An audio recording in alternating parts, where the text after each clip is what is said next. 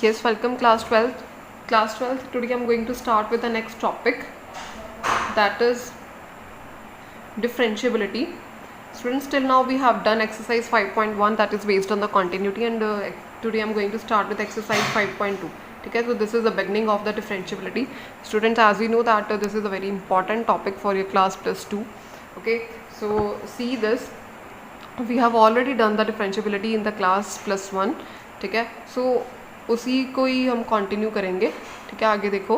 Suppose f is a real valued function and c is a point in its domain. The derivative of f at c is defined as this: limit x tending to c f of x minus f of c upon x minus c is equals to f dash c.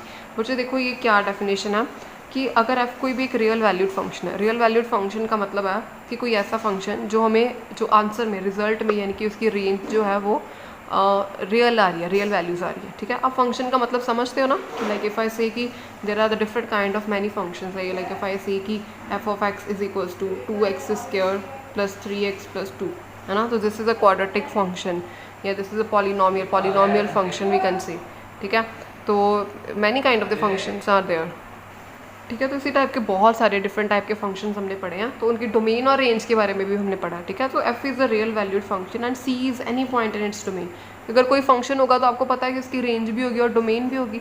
तो हमने क्या किया, late करो कि c एक point है जो उसकी डोमेन में प्रेजेंट है. ठीक है, तो derivative of f at c, जैसे हम इस टाइप का फंक्शन है इसका डेरिवेटिव हमने निकाला हुआ है एट पॉइंट c का मतलब है कि आप इसका डेरिवेटिव निकाल के वहाँ पर लिखा होता था कि एट x इक्वल टू 1 निकालो. ठीक है, कोई ना कोई वैल्यू गिवन होती थी. लाइक अगर इसका मैं डेरिवेटिव निकालूँ तो क्या आएगा, 4x plus 3 at x equal to 1 का मतलब है कि x को 1 पुट कर दो इस तरीके से. ठीक है ना, तो derivative of a function at c is defined by limit x tending to c f of x minus f of c upon x minus c is equal to f dash c. ठीक है, f dash c का मतलब है कि eight point c निकाल रहे हैं. ठीक है, ये फॉर्मूला आपने प्लस 1 में भी पढ़ा था. ठीक है, तो this is a general formula कि डेरिवेटिव, ठीक है ना, कि डेरिवेटिव का फॉर्मूला जो है वो क्या होता है. ठीक है, this is the formula to find the derivative of a function at c. ठीक है, आपने इसको इसी तरीके से लर्न करना है. ठीक है, इसका प्रूफ कोई करने की इतना भी ज़रूरत नहीं है हमें, तो you have to do just learn करो इस फॉर्मूला की. लिमिट x जो है c को अप्रोच कर रही है, बिकॉज हम किसी भी डेरिवेटिव कहाँ पे निकाल रहे हैं, c पॉइंट पे निकाल रहे हैं. ठीक है, so f of x minus f of c upon x minus c is equals to f dash c. f dash c का मतलब क्या है, derivative of a function at point c. So what is the meaning of differentiation? This is a definition for a derivative. This is a meaning of a differentiation. Okay, तो देखो, a function is said to be differentiable at c if its domain, if both left hand derivative and right hand derivative both exist finite and equal. देखो मेरी बात सुनो, अगर कोई भी function मेरे पास आया, मैंने आपको बताया था कि एक फंक्शन कंटिन्यूस कब होता है.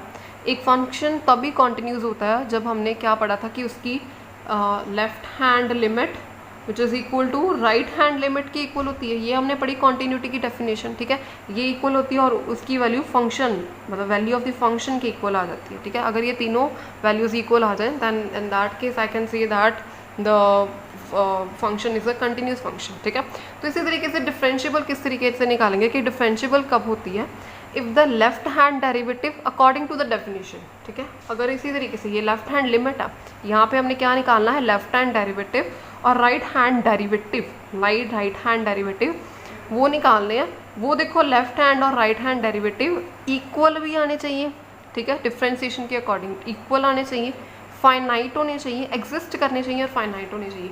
यानी कि कोई भी इन दोनों में लेफ्ट हैंड डेरिवेटिव या राइट हैंड डेरिवेटिव की ऐसी वैल्यू नहीं आनी चाहिए जो एग्जिस्ट ही ना करती हो. ठीक है, एग्जिस्ट ना करती हो इसका मतलब क्या होगा, इनफाइनाइट वैल्यू आएगी, तभी वो एग्जिस्ट नहीं करेगी ना. ठीक है ना, इसका मतलब वो वैल्यू एग्जिस्ट भी करनी चाहिए, फाइनाइट भी आनी चाहिए और इक्वल भी आनी चाहिए. ठीक है, अगर ये आती हैं then a function is said to be differentiable at point c.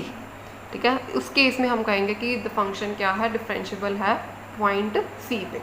ठीक है जी, और लेफ्ट हैंड डेरिवेटिव देखो आप कैसे निकालोगे, ध्यान से देख लो. जिस तरीके से आपने लेफ्ट हैंड लिमिट निकाली, राइट हैंड लिमिट निकाली, इसी तरीके से लेफ्ट हैंड और राइट हैंड डेरिवेटिव भी निकालते हो. ठीक है, left hand derivative limit x tending to approaching c, ये इसका फॉर्मूला है. ठीक है, जो मैंने यहाँ पे लिखा बेसिक फॉर्मूला किसी भी फंक्शन का डेरिवेटिव निकालने का, ये फॉर्मूला. ठीक है, लिमिट अगर सी को अप्रोच कर रही है। लेफ्ट हैंड लिमिट लोगे तो लिमिट किसको अप्रोच करेगी, एक्सटेंडिंग टू सी, यहाँ पे माइनस, ठीक है ना। लेफ्ट हैंड लिमिट का मतलब होता है कि अगर इस तरीके से है, ठीक है ना, तो यहाँ पे ऐसे अप्रोच कर रही है, लेफ्ट से अप्रोच कर रही है, ठीक है। तो ये लेफ्ट वाली साइड कौन सी होती है, नेगेटिव वाली साइड, तो x approaches to c negative, ठीक है ना। तो यहाँ पे f of x minus f of c, x minus c is equals to, जहाँ पे अगर सी माइनस होता है तो आप क्या लिख लेते हो, put x equal to c minus h. तो आपको पता ही होगा कि एच वाला किस तरीके से लगाना है, put x equal to c minus h, ठीक है जी। तो यहाँ पे करोगे तो एच टेंडिंग टू जीरो आ जाता है, यहाँ पे एक्स की जगह पे क्या पुट करोगे, सी माइनस एच पुट किया, एफ ऑफ सी इसी तरीके से एक्स की जगह पे यहाँ पे भी पुट किया C minus H, okay. C and C is cancer, तो इस तरीके से लेफ्ट हैंड लिमिट मेरे पास क्या आ गया, f of c minus h minus f of c upon minus h, ठीक है। This is the value for the left hand derivative, left hand derivative, okay. So this is next is the right hand derivative. Left right hand derivative मतलब जो right से approach करेगा, इधर से approach करेगा, ठीक है। This is x approaching to c positive, right hand derivative, f of x minus f of c upon x minus c, limit h tending to zero. H tending to zero क्या आपको ये H वाला method अब आ चुका होगा, because continuity में भी आप सेम करके आए हो कि जब सी पॉजिटिव आता है तो क्या लिखोगे, put x equal to c plus h, ठीक है। एक्स को क्या पुट किया, सी प्लस एच, सी उसी तरीके से एक्स को पुट करो सी प्लस एच, ये और ये कैंसिल, यहाँ पे एच, ठीक है ना। तो इस तरीके से this is the value of the right hand derivative, okay. So यहाँ पे this is the value of the left hand derivative, this is the value of the right hand derivative, ठीक है। सो एक फंक्शन को डिफरेंशिएबल होने के लिए क्या चाहिए, लेफ्ट हैंड डेरिवेटिव और राइट हैंड डेरिवेटिव क्या होने चाहिए, इक्वल होने चाहिए, इक्वल भी होने चाहिए, फाइनाइट भी होने चाहिए और एग्जिस्ट करने चाहिए, ठीक है। एग्जिस्ट करेंगे तो फाइनाइट अपने आप ही हो जाएंगे, ठीक है, और इक्वल होनी चाहिए, ठीक है। This is according to the definition of differentiability, ठीक है। नेक्स्ट पढ़ते हैं। तो देखो नेक्स्ट आपने जो पिछले हमने याद करो +1 में हमने क्या पढ़ा था, if y is equals to f of x, function को हम इसी तरीके से लिखते हैं, if y is equals to f of x, ठीक है जी। तो जब मैंने आपको जो पहले मैंने आपको सारा डिफरेंशिएशन का कॉन्सेप्ट बताया ना, this is according to the definition of differentiation या derivative of a function at some point, ठीक है ना। बट हम इसकी जो डिफरेंशिएशन है, ठीक है, आपने जो अब तक ये पढ़ा वो ये वाला मेथड पढ़ा होगा, ठीक है, वो डिफरेंशिएशन थी का वो आपका मेथड था according to the definition. But हम किसी भी फंक्शन का डेरिवेटिव इसी तरीके से निकालते हैं जो मैं आपको बताने लगी, ठीक है। Let y is equals to f of x, कि अगर कोई फंक्शन y को अगर मैं डिफाइन करती हूँ, ठीक है, y एक मान लो एक फंक्शन है x की फॉर्म में, ठीक है जी, y एक फंक्शन है किसकी फॉर्म में है, x की फॉर्म में, लाइक ऐसा कोई फंक्शन है y is equals to x cube plus x plus 3, इस टाइप का कोई फंक्शन है, ठीक है। y is a function in the form of x, ठीक है। तो इसमें मैं क्या कहूँगी कि y कौन सा वेरिएबल है, डिपेंडेंट वेरिएबल, और x कौन सा वेरिएबल है, independent variable.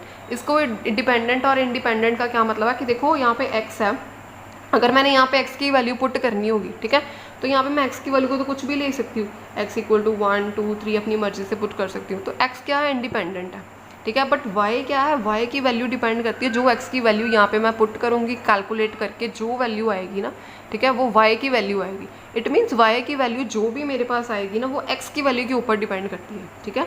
It means y depends on x, ठीक है। अगर y x के ऊपर डिपेंड कर रहा है इसका मतलब y क्या हो गया, डिपेंडेंट वेरिएबल, और x क्या हो गया, इंडिपेंडेंट वेरिएबल, ठीक है जी। सो हमेशा हम जब डेरिवेटिव फाइंड करते हैं तो उसको किस तरीके से लिखते हैं, dy अपॉन dx और d upon dx of f of x, ठीक है। तो हम डेरिवेटिव किसका निकालते हैं, डिपेंडेंट वेरिएबल का इंडिपेंडेंट वेरिएबल के विद रिस्पेक्ट टू, ठीक है।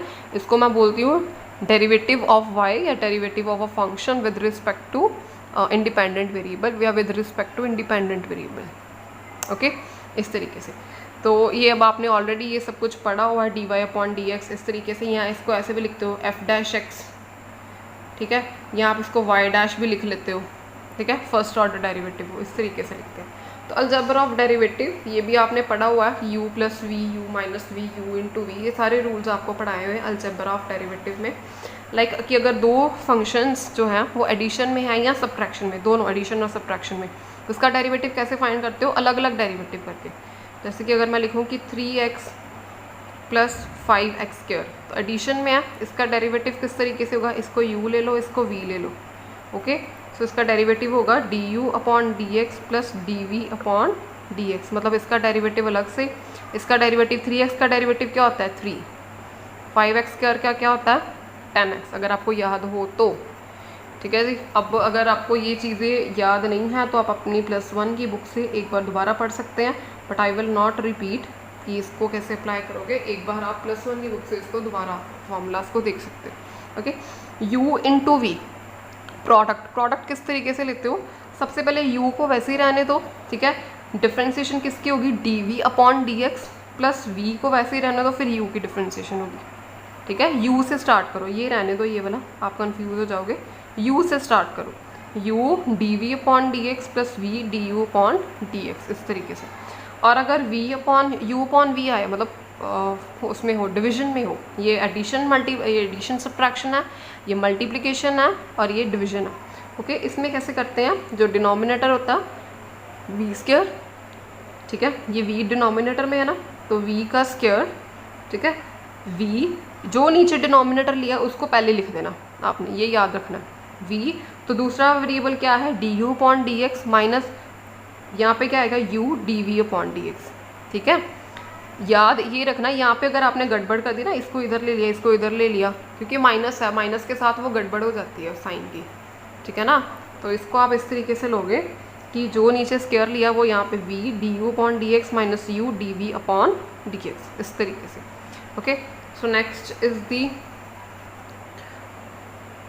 हाँ जी students, next I am going to explain about the different formulas of derivative which we have already done in the class +1।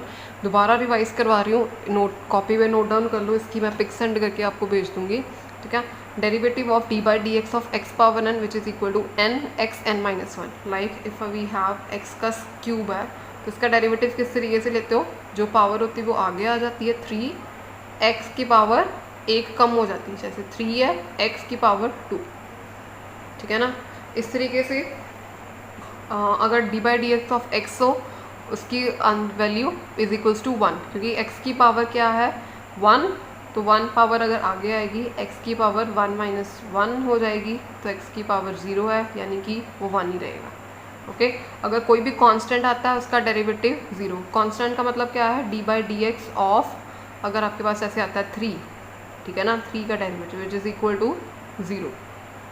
Okay, इसी तरीके से ट्रिग्नोमेट्रिक फंक्शंस हैं, साइन एक्स का डेरिवेटिव कॉस एक्स का derivative minus sine x, tan x का secant square x, secant x का secant x tan x, cot x का minus को सीकेंड स्क्वायर एक्स, को सीकेंड एक्स का माइनस को सीकेंड x cot x. Inverse trigonometric functions के देखो डेरिवेटिव, साइन इन्वर्स एक्स, अब आपको ने इन्वर्स ट्रिग्नोमेट्रिक फंक्शंस के बारे में पढ़ लिया है। ठीक है, अब उसका डेरिवेटिव भी हमने निकालना है। ठीक है, सो ये फॉर्मूलाज हैं, ये आपको you have to learn these formulas, किसका डेरिवेटिव किसके इक्वल आएगा। सो साइन इनवर्स का डेरिवेटिव क्या होता है, 1 अपॉन √1 minus x square. Okay, proof करने की ज़रूरत नहीं है, आपने डायरेक्टली बस इसको लर्न करना। ये हम ऑलरेडी ट्रिग्नोमेट्रिक फंक्शंस के हमने +1 में पढ़े थे, इन्वर्स वाले जो है वो आप लर्न करो। ठीक है, कॉज इन्वर्स एक्स का क्या है, साइन इन्वर्स के बाद बस एक माइनस लगा देना है यहाँ पे, -1 अपॉन √1 minus x square. Okay, next है बेटा जी टैन इन्वर्स एक्स का 1 अपॉन 1 प्लस एक्स स्क्वायर, पॉजिटिव है, यहाँ पे कोई अंडर रूट नहीं है, माइनस नहीं है। ओके, कॉट इन्वर्स एक्स का इसी से ही, यहाँ पे पॉजिटिव है, ये वाला नेगेटिव। ओके, सीकेंड स्क्वायर एक्स का, सीकेंड इन्वर्स एक्स का 1 अपॉन, ये है mod of x, this is modulus of x, √x square minus 1। Okay, so cosecant square, cosecant inverse x का माइनस, जो ये लिखा है इसका माइनस नेगेटिव, ओके, वो हो गया कोसेकेंड इन्वर्स एक्स का। नेक्स्ट बच्चे आ जाते हैं एक्सपोनेंशियल फंक्शन, आपको पता है ई एक्स का डेरिवेटिव क्या होता है, ई एक्स लॉग ई के इक्वल होता है। ठीक है, तो लॉग ई जो होता है वो 1 होता है, दैट्स वाई ई एक्स का ई एक्स ही रहता है। लॉग ई की वैल्यू 1 होती है, इसलिए ई एक्स का ई एक्स ही रहेगा। ठीक है, यहाँ पे क्या है ए एक्स, ए का मतलब यहाँ पे क्या है, कोई मान लो यहाँ पे ए है कांस्टेंट, जैसे कि आपको यहाँ पे आ जाए D by d x of 3 की पावर एक्स, अब 3 क्या है, कांस्टेंट है। ठीक है ना, तो इसका डेरिवेटिव क्या होगा, ए एक्स लॉग ए। ठीक है, ए एक्स लॉग ऑफ ए, जैसे यहाँ पे आपने किया ना कि जो लिखा था ई एक्स लॉग ई। ठीक है ना, ई एक्स लिख के लॉग किसका लेना, जो यहाँ पे बेस है उसका लॉग, तो यहाँ पे ऐसे ए एक्स लिख के बेस लॉग के साथ base a, where a is a constant. Okay, तो यहाँ पे इसका 3x का क्या लिखोगे, 3x log ऑफ a लेना है, a यहाँ पे क्या है 3 है, 3x log 3, ओके इस तरीके से। तो लॉगरिथमिक फंक्शन का जैसे log x है तो उसका डेरिवेटिव क्या होगा 1/x, ठीक है स्टूडेंट्स। तो यहाँ पे इस तरीके से आप करोगे लॉगरिथमिक फंक्शंस का। तो ये फॉर्मूलेज बेटा आपने लर्न करना है for finding out the derivative of the different functions, ठीक है। तो हाँ जी, तो देखो सबसे पहले एक्सरसाइज 5.2 स्टार्ट करते हैं। मैंने कॉन्सेप्ट और फॉर्मूलाज के बारे में आपको बता दिया। Now I am going to start with exercise 5.2, okay, from your NCERT book, ठीक है। तो हाँ जी, सबसे पहला टॉपिक आता है कि derivative of the composite functions, okay, derivative of the composite functions. देखो सबसे पहले कॉम्पोजिट फंक्शंस होते क्या हैं। सबसे पहले देखो हमने फंक्शंस के बारे में अभी तक नहीं पढ़ा है, मतलब वो वाला चैप्टर अभी नहीं किया, फिर भी मैं आपको बताती कॉम्पोजिट फंक्शंस क्या है। जैसे कि आपको आ जाए f x is equal to sine x का स्क्वायर, ठीक है। अब देखो यहाँ पे कॉम्पोजिट फंक्शंस होते हैं कि कॉम्बिनेशन ऑफ द टू और मोर फंक्शंस, ठीक है, कॉम्बिनेशन ऑफ टू और मोर फंक्शंस, ठीक है ना। If we talk about this कि एक से ज़्यादा फंक्शंस, जैसे यहाँ पे देखो लिखा हुआ साइन एक्स स्क्वायर, आपको लग रहा है कि ये बोले ये जो टर्म लिखी है या ये जो फंक्शन है this is a composite function. Composite अब ये कैसे है, ये इस तरीके से कॉम्पोजिट है कि साइन एक्स का square, sine function is what, trigonometric function, this is what trigonometric function है, and x square is what, x square is what polynomial function बोल दो, ठीक है ना, या आप उसको बोलो कि क्वाड्रेटिक फंक्शन है, पॉलिनोमियल है, ठीक है। तो this is a trigonometric function, this is a polynomial function, तो this is a combination of the two functions, ठीक है ना, this is a combination of the two functions, ठीक है। अगर मैं आपको ये बोलूँ कि this is a combination of, ये कौन सी दो फंक्शंस बन रहे हैं यहाँ पे, देखो स्टूडेंट्स, एक तो यहाँ पे एक किसी चीज़ की पावर, कोई पावर है, ठीक है, इसका मतलब ये क्या है, एक तो ये बन रहा है एक्सपोनेंशियल फंक्शन, ठीक है ना, एक्सपोनेंशियल फंक्शन, ठीक है। दूसरा क्या बन रहा है, ये अंदर जो है 2x + 1, what is this, this is a linear function, ठीक है ना। So we can say that this is a combination of the two function, that is a linear function and other one is the exponential function. तो यहाँ पे trigonometric and polynomial, आप इसको किस तरीके से सॉल्व करोगे, ठीक है ना। तो जो हमने +1 तक हमने डिफ्रेंशिएशन पढ़ी ना, उसमें हमें अब तक एक ही पढ़ा था आपने, ठीक है ना, एक ही फंक्शन को आपने डिफ्रेंशिएट करना पड़ा था कि साइन एक्स को कैसे करते हैं, कॉस एक्स को किस तरीके से डिफ्रेंशिएट करते हैं, ठीक है, वो सब। तो अब हमने कॉम्पोजिट फंक्शन की डिफ्रेंशिएशन पढ़नी है, ठीक है, कि जिसमें दो फंक्शन इकट्ठे मिक्स होकर ये बना, ये दो हैं, तीन भी हो सकते हैं, चार भी हो सकते हैं फंक्शन, इस तरीके से, ठीक है ना।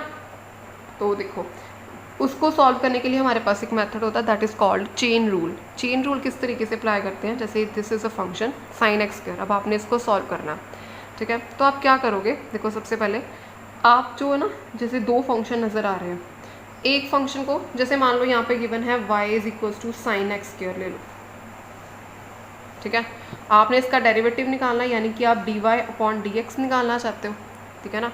तो स्टूडेंट्स देखो आपके पास साइन एक्स का तो डेरिवेटिव है, मैं लिख सकती हूँ कॉस एक्स, ठीक है ना। अब आपके पास साइन एक्स स्क्वायर का डेरिवेटिव नहीं है, ठीक है ना। तो आपको क्या करना पड़ेगा, इस एक्स स्क्वायर का कुछ करना पड़ेगा। मैंने क्या किया, मैं कहती हूँ कि मैं साइन एक्स, मैं क्या किया कि एक्स स्क्वायर को यहाँ पे मैंने क्या पुट कर दिया, टी पुट कर दिया, ठीक है। अब ये मेरे पास क्या हो जाएगा, y is equal to sine t हो जाएगा। यहाँ से देखो मैंने एक्स स्क्वायर को टी पुट कर दिया, y is equal to what, sine t, ठीक है ना। तो अब मुझे साइन टी का डेरिवेटिव क्या होगा, कॉस टी, बिल्कुल ठीक है, कॉस टी होगा, है ना। जैसे साइन एक्स का डेरिवेटिव कॉस एक्स होता है, तो साइन टी का डेरिवेटिव भी क्या हो जाएगा, कॉस टी हो जाएगा, बिल्कुल ठीक है। तो स्टूडेंट्स देखो मैं आपको कहती हूँ कि हमने डेरिवेटिव निकालना होता है dy/dx, ठीक है ना। y का derivative with respect to x निकालना है, तो यहाँ पे तो x है ही नहीं, ये तो t है ना। So what will we do, ठीक है ना। तो इस केस में देखो हमें स्टूडेंट्स क्या करना पड़ेगा, देखो हाँ जी स्टूडेंट्स, हम किस तरीके से करते हैं, देखो स्टूडेंट्स ध्यान से देखो, अगर मेरे पास हो y is equal to sine x, ठीक है, इसका मतलब y is a function of x, y है वो x का एक फंक्शन है, ठीक है। तो इस तरीके से इसका अगर मैं डेरिवेटिव करूँ dy/dx करूँ तो वो cos x आ जाता है, ठीक है।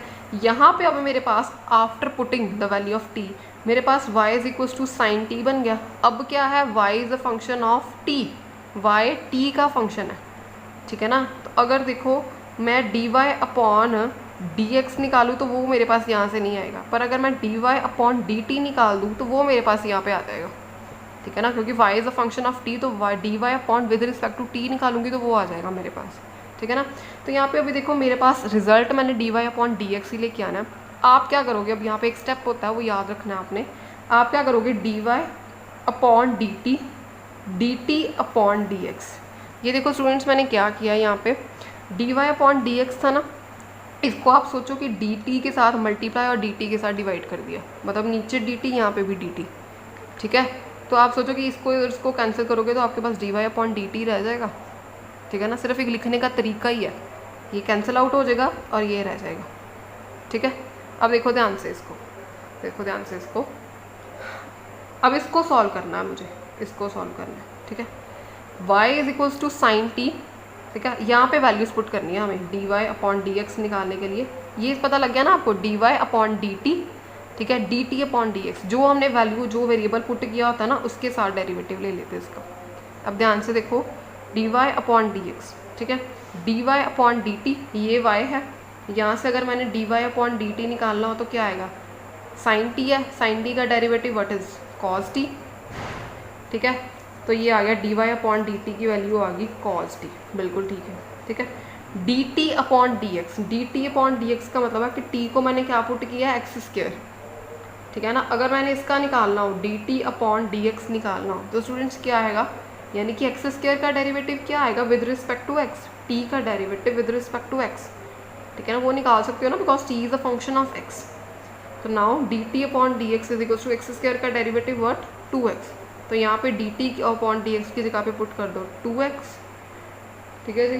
तो स्टूडेंट्स देखो यहाँ पे आपके पास इसका जो है डेरिवेटिव वो क्या आ जाएगा, 2x cos t, ठीक है, 2x cos t आ गया ना, और यहाँ पे 2x cos t की वैल्यू मैंने क्या लिखी हुई है, एक्स स्क्वायर, तो यहाँ पे एक्स स्क्वायर पुट तो कर दो, ठीक है ना। आंसर हमने t में नहीं देना, हमने आंसर x मतलब स्क्वायर में ही देना है, x में ही देना है हमने, ठीक है ना। So this is the way to find out the to solve the chain rule for the function, कि जो दो कॉम्बिनेशन में है उसका ऐसे कर लेते हैं, ठीक है।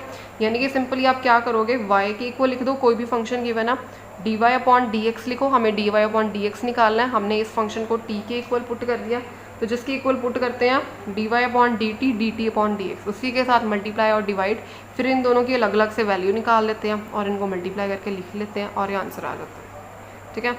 अगर आपने ये मेथड नहीं करना तो एक और चीज़ है, ठीक है, जो हम आप ऑलरेडी अब आपको पता है कि वो करते हैं, जैसे सिंपल डायरेक्ट, ये तो चेन रूल हो गया, ठीक है।